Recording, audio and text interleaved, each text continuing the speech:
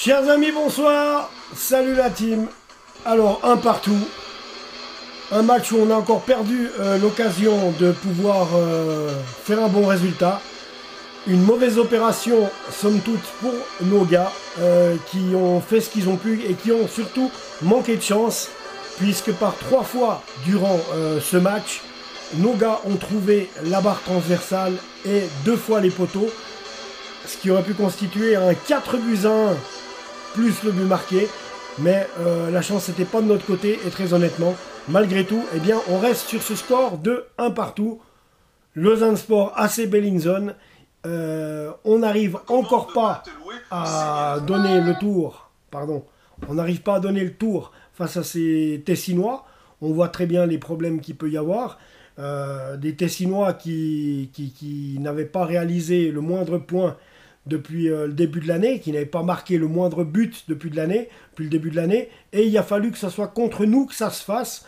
Donc évidemment, c'est un peu fâcheux, compte tenu du fait qu'on a quand même eu 12 corners, et qu'on n'a pas été capable de pouvoir concrétiser ces occasions potentielles de but, comme j'aime à les appeler, les corners.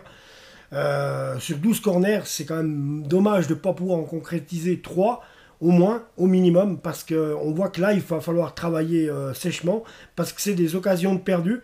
On perd 2 points, je pense, aujourd'hui. L'AC Bellinzone s'est retrouvé à nouveau contre nous, puisqu'ils avaient envie de faire un gros résultat. Ils ont eu comme un déclic, c'est tout le temps, à chaque fois la même chose quand une équipe de bas de tableau vient à Lausanne. Elle a le déclic qu'elle joue contre nous, et on se retrouve confronté à une équipe qui se transcende et où on n'a peut-être pas l'habitude de les voir jouer comme ça. Et de toute façon, il faut faire avec tout d'un coup. Voilà. Alors, Lausanne Sport, bon. J'irai pas dire jusqu'à très bon, mais bon, bah oui, même presque très bon. Sauf qu'il y a un problème d'efficacité. Donc, la cohésion est très bonne entre les milieux, entre les défenseurs, les milieux de terrain et les attaquants. Sauf que bien souvent, eh bien, on n'est pas assez tranchant dans le dernier geste, dans la dernière action. Quand un de nos ailiers déborde, bien souvent, il y a un centre et notre ballon est renvoyé, ou on n'arrive pas en un coup à trouver preneur au centre, et en une touche de balle marquer un but. Il y a tout le temps qu'on a un cafouillage parce qu'on hésite, on met un temps de trop. Où on met un temps de trop dans l'action et tout d'un coup le gars peut se replacer et nous contre. Il y a bien souvent où Lausanne aurait pu marquer des buts plein de fois comme ça. Un centre arrive, un ballon arrive devant, une balle est lancée dans la profondeur et il y a toujours que tout d'un coup, eh bien, on n'a pas cet instinct de faire sans déchet dans le dernier geste de la dernière action, et c'est pour ça que les gars se replacent. Et quand ils se replacent, ben on n'a plus la chance de marquer. Donc aujourd'hui, ce qui aurait été notre malheur, c'est les poteaux et la barre transversale. 2 poteaux. Alors 2 poteaux, un signé Aliou Baldé, nouveau joueur du Lausanne Sport. Le deuxième, c'est Alvin Sanchez. Et la tête de Berkay Davanli sur un corner, justement, j'en parlais tout de suite. Ben oui, là, ça aurait pu faire mouche. Mais non, c'est la barre transversale qui a été trouvée. Voilà, après c'est vrai qu'ils nous ont fait un peu la dent dure. Nous on a baissé dans l'intensité parce que c'est vrai que dans les moments forts nos gars ont donné vraiment le maximum, ont jeté leur trip dans la bataille.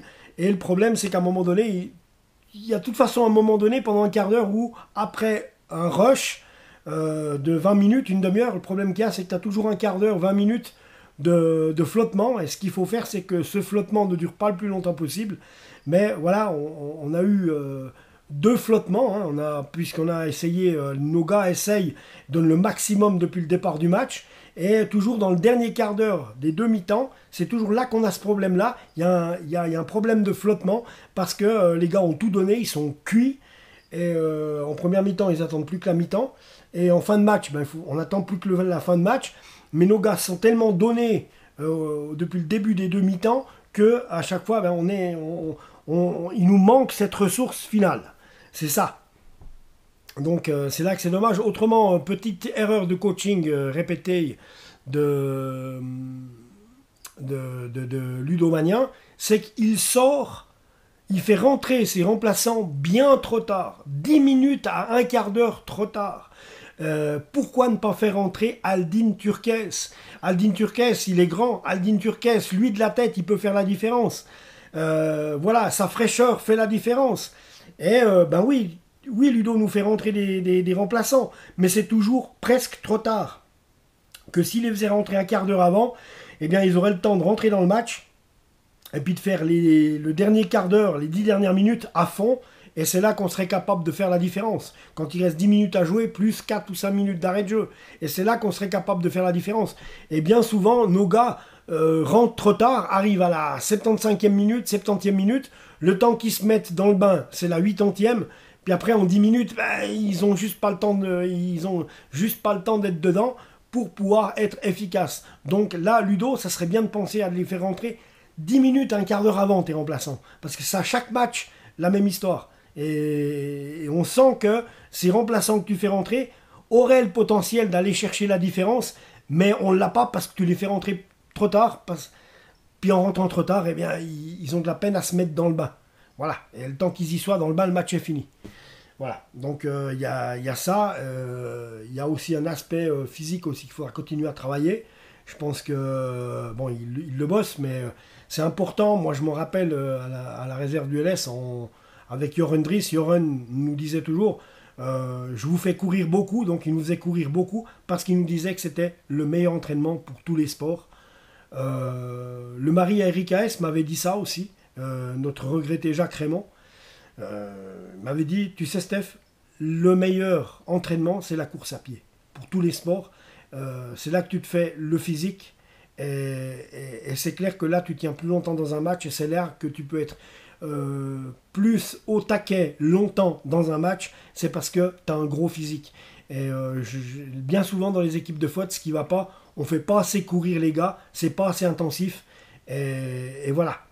Donc il faudrait mettre l'aspect, bon, à me dire voilà, mais c'est vrai que à la base, il devrait, comme il nous faisait à nous on avait droit carrément à 3 km par jour de course à pied, voire des fois même 5, ou alors 20 tours de terrain, si on ne faisait pas les 3 km. Et je vous garantis, on gueulait, nous on disait, on n'est pas des marathoniens. Ah oui, on n'est pas des marathoniens, mais en attendant le physique, on avait fini par l'avoir. Après, ben, c'est un tout, c'est aussi d'avoir la technique et puis le talent individuel. Ça, c'est autre chose. Mais voilà. Donc moi, je vois deux petites carences, peut-être manque de physique, à peine quand même. Il faudrait que les gars courent plus. Vous n'êtes pas obligé de me croire ni de me suivre. Hein. Moi, je vous dis ce que j'en pense. Après, vous, dans les commentaires, dites-moi ce que vous en pensez. Votre avis compte. Bien entendu. Et c'est ça, moi, qui m'intéresse. Et puis de l'autre côté, on a Ludo qui fait rentrer ses joueurs trop tard. Voilà. Alors, on va regarder quand même, hein, puisqu'on est là pour ça, on va regarder les détails du match, hein, les amis. Alors, les détails du match. Alors, Stade de la Tuilière, nombre de spectateurs, 3846. Arbitre, monsieur David Houviller. Donc, un partout, vous le savez, 1-0 pour Lausanne Sport à la mi-temps, oui, parce que but de Brighton Labo pour changer à la 35e, sur une passe de Dominique Schwitzer. On arrive à la mi-temps avec 1-0. Malheureusement, on n'est pas capable d'aller en chercher un deuxième. C'est ce que je vous disais, ils ont mis la compresse, ils ont mis l'opposition qu'il fallait. Nous, on n'a pas été capable de pouvoir passer cette opposition pour se rendre dangereux. Ou quand on l'a fait, on a manqué de chance. Donc oui, le Lausanne Sport a été très bon. Il a fait ce qu'il a pu.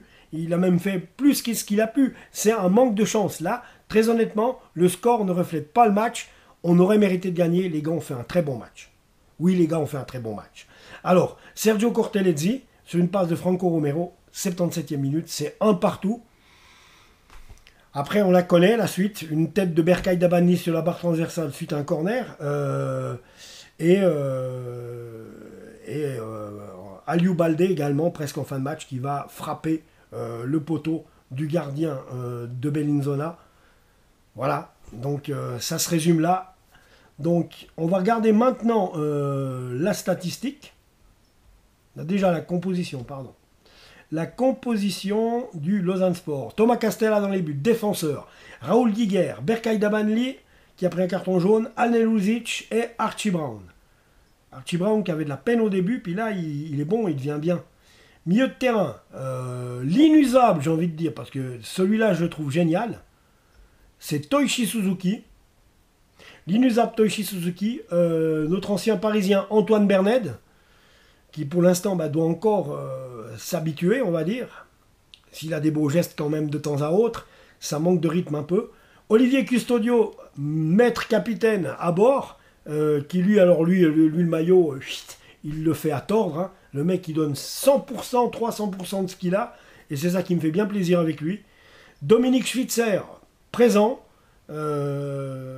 qui fait la passe d'ess aujourd'hui, pour permettre à Brighton Labo de marquer son but. Donc en attaque, on retrouvait l'excellent, le Mbappé lausannois, j'ai envie de dire, Alvin Sanchez. Je vous entends déjà dire, qu'est-ce qu'elle connerie qu'il raconte, celui-là. Bah ouais, je fais des comparaisons. Je compare ce qui n'est pas comparable à un autre niveau. Dans l'état d'esprit, Alvin Sanchez, c'est un peu Kylian Mbappé, parce qu'il lâche jamais rien. Oui, Alvin Sanchez, il a de l'Mbappé dans la façon de raisonner, dans l'esprit. Alvin Sanchez et Brighton Labo, qu'on ne va pas garder longtemps parce que le garçon, lui, il est comme Brahim Zeki Amdouni, c'est un excellent. Et vous remarquerez qu'ils viennent du Stade Lausanne. Donc, il est vrai que la bande à Sirmakès au Stade Lausanne, pour recruter des joueurs et des joueurs prometteurs, ils sont assez bons. Ensuite, alors, les remplaçants, on avait Raphaël Spiegel, Stjepan Kukuruzovic, Gianluca Gaudino, Nassim Zukit, Maika Okuka, Aliou Baldé. Alors, Maika Okuka, on va voir ça tout de suite. Alors, Gianluca Gaudino est rentré, Maika Okuka est rentré aussi. Attends, Chris Cablan n'est pas rentré, Karim Sou non plus, Aldin Turkes non plus. Bien entendu, quand je vous disais qu'il est rentré trop tard, je ne parlais pas forcément de Aldin Turkes, mais de faire rentrer Aldin Turkes, ça aurait été bon, il est grand, il est puissant, il est assez extensible, il est virevoltant, il aurait pu marquer un but à la fin. Mais non, on fait des changements trop tard à mon goût. Donc Chris Cablan, Karim Sow, Aldin Turkes, eux, n'ont pas joué. Aliou Baldé, Maika Okuka, pas Nassim Zukip, Gianluca Gaudino, pas Stjepan Kukuruzovic. J'ai pas compris pourquoi il n'a pas pu être remplaçant, il n'a pas joué, il avait pu faire des minutes à Neuchâtel. Donc voilà. Et celui qui n'a pas joué, Raphaël Spiegel, c'est tant mieux parce que c'est une vraie passoire celui-là. Voilà. Et Ludovic Magnin comme entraîneur. Donc voilà. On sait. Alors, mes amis, c'est vrai que non, aujourd'hui, les gars ont fait un bon match. Le contenu était bien parce qu'ils ont vraiment voulu, ils ont essayé. Mais bon, voilà, de nouveau, Bellinzone 2-1 s'est transcendé. Puis après, on a eu Lashkoumoun qui est venu s'en mêler, bien entendu. Donc, voilà. Alors, mes amis, on va voir le déroulé. Oui, ben voilà, le déroulé.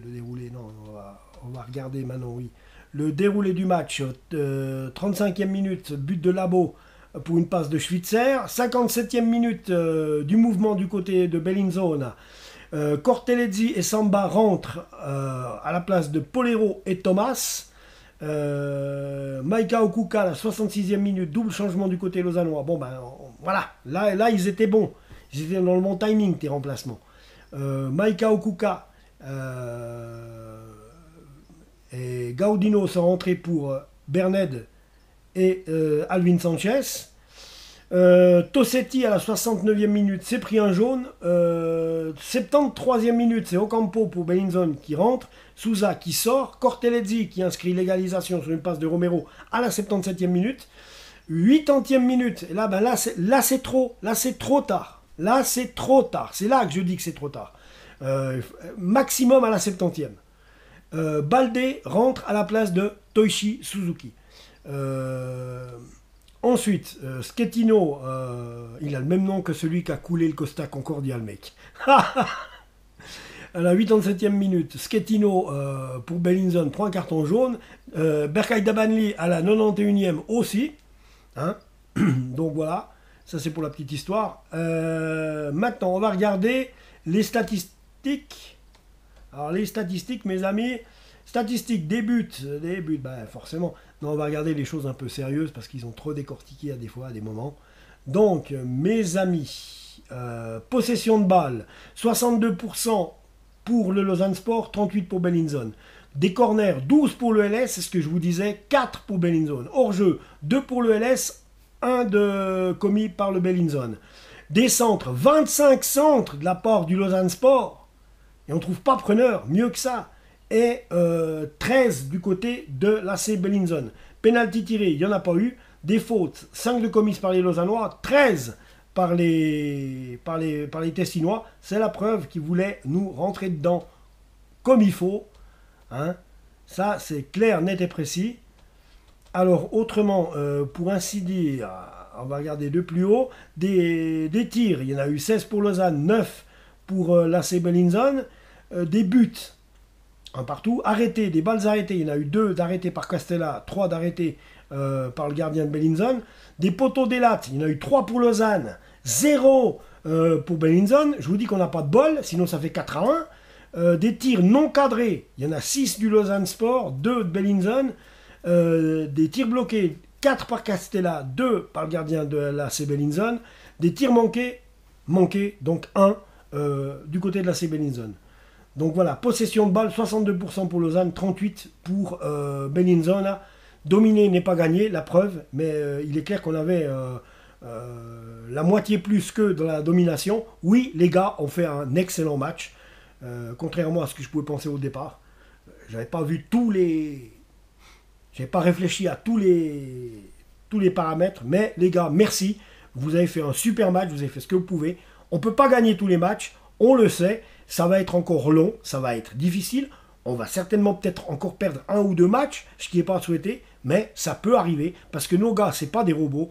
Mais par contre, bravo, parce que l'équipe, vous êtes soudés, parce que vous faites votre métier avec le cœur et pas pour l'argent, et ça se voit comparé à certains autres en Europe. N'est-ce pas? Et c'est pour ça que je trouve que vous êtes des joueurs sains, parce que vous n'êtes pas payés des millions, les gars, mais qu'est-ce que vous donnez sur le terrain? Que ce soit Bellinzone, Xamax, Lausanne, Yverdon, Stade Lausanne, Aarau, IB,